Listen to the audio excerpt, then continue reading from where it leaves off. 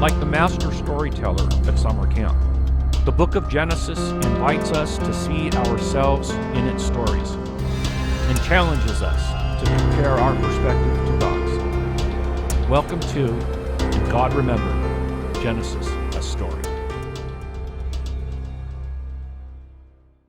Hey folks, John Horst here again. It is May 24th, the Lord's Day, and this is And God Remembered, Genesis, a Story. Now, the background looks a little different. I'm taking a bit of a break here and going to just relax over this Memorial Day weekend.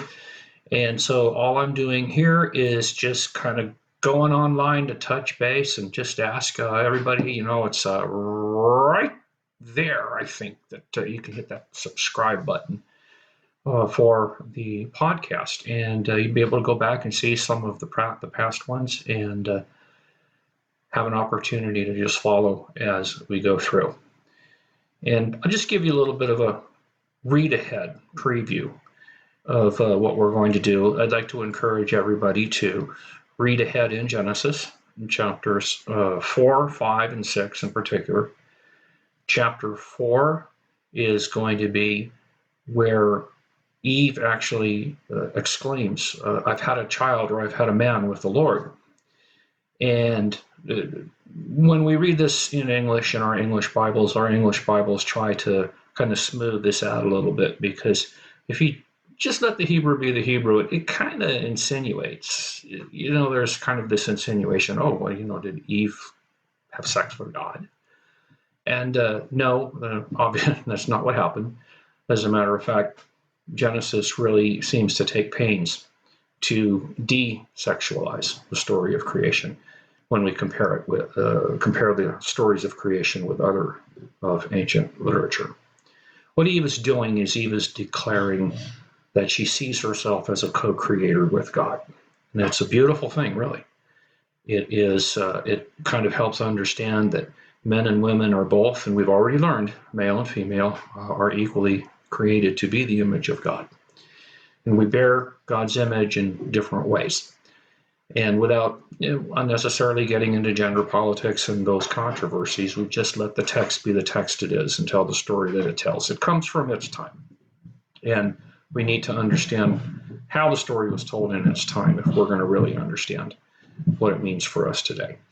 So that's really what we see there. Then we see Cain and Abel, that story. And then we see the lineage of Cain. And we're going to start seeing these genealogies. And to give you a little bit of an introduction as we go into chapter 5, what you'll see is there are 10 names from in the genealogy of Cain, and then there will be 10 names in the genealogy of Seth. The 10th name will be Tubal-Cain. In the Cain genealogy, it will be Noah in the Seth genealogy. And this is where we begin to see these fantastic numbers of years. So-and-so lived thousands and thousands of years. And in the past, very hyperliteral interpretations have taken this and used it to somehow calculate the age of the earth.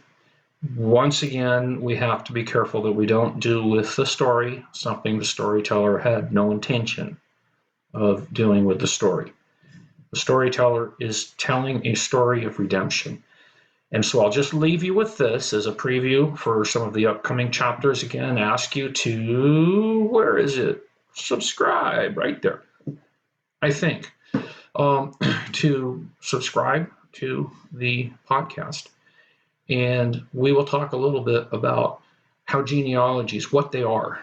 And we will discover that genealogies in literature, at every turn, every time you see a genealogy in literature, it is there for one reason and one reason only, and that is to ratify or justify a historic claim. There is a genealogy I'll talk about in an upcoming podcast. It's called the Sumerian royal genealogy. And if you think the lifespans here are fantastic, the royal genealogy of the Sumerian kings would say that King so-and-so ruled for 25,000 years, and the next ruled for 50,000 years. And these genealogies are designed to ratify, in the case of the royal genealogy, to ratify the king's legitimate rule. What are the genealogies in Genesis ratifying? They're ratifying a historic claim to nothing less than the redemption of the heavens and the earth. And who is going to be the ones by whom God redeems his heavens and the earth? It's going to be men and women who are born, who beget so and so and so and so and so and so, and then they have other daughters and sons, and then they die. And we're going to see that in the genealogy of Seth, this repeated refrain, and then he died. The redemption of the heavens and the earth will not happen by way of royalty. It will not happen by superheroes that end up living at the mouth of the rivers, gaining eternal life and becoming like the gods. That's not how God is going to redeem his heavens and the earth. He is going to use ordinary people like you and me. And God remembered Genesis' story.